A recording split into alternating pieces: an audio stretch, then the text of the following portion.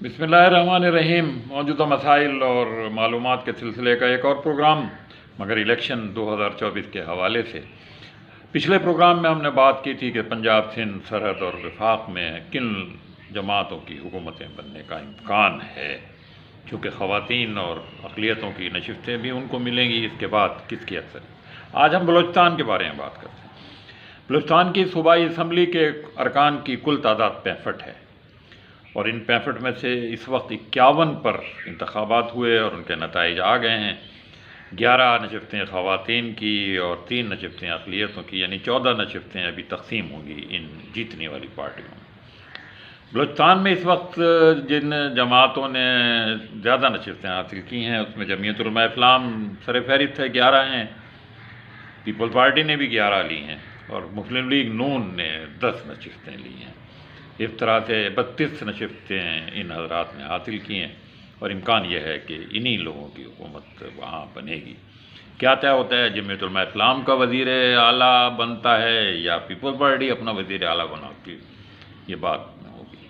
بہرحال ان جماعتوں کو خواتین کی بھی جو ہے اور اقلیتوں کی وہ بھی کم سے کم 10-15 سیٹیں اور مل جائیں گی، اس لیے بآسانی، اور چھوٹی جماعتیں بھی اگر ان کے ساتھ مل جائیں تو اس بات کا بہت زیادہ امکان ہے کہ جمعیت علماء اسلام، پاکستان پیپل پارٹی اور پاکستان مسلم لیگ نواز پر مشتمل بلوچستان کی نئی حکومت بنے گی۔ اور لازماً بلوچستان کے اندر سیاسی جماعتیں اس سے زیادہ سردار اور ملک اور نواب یہ اثر و رسوخ رکھتے ہیں۔ دیکھیں کیا صورتحال ہوتی ہے۔ امکان یہی ہے کہ جمعیت علماء اسلام والے یہاں اپنا وزیر اعلیٰ بنانے پر زیادہ زور دیں گے، اور ان کے ساتھ چھوٹی چھوٹی جماعتوں کے جن کے ایک ایک دو ارکان ہیں وہ بھی مل جائیں گے۔ تحریک انصاف کے آزاد امیدواروں کی تعداد یہاں واضح نہیں ہے۔ کل 6 یہاں پر آزاد امیدوار جیتے ہیں۔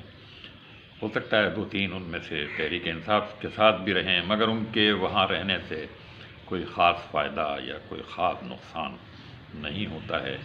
اپوزیشن بہت ہی ایک معمولی بلوچستان اسمبلی میں ہوگی، یہ شاید واحد اسمبلی ہوگی یہاں پر، اور صوبہ سرحد کی بھی جہاں پر اپوزیشن طاقتور نہیں ہوگی۔ وفاق اور پنجاب میں بہت ہی طاقتور اپوزیشن ہوگی، وہاں کوئی بھی حکومت بنائے، جو بھی وفاق اور پنجاب میں بیلنس ہوگا، جو توازن ہوگا، وہ بہت ہی کریٹیکل ہوگا، اور حکومت بنانے والا ہر وقت حزب اختلاف کا سامنا کرنے کے لیے اس کو تیار رہنا چاہیے۔ یہ تھی بلوچستان کی صورتحال۔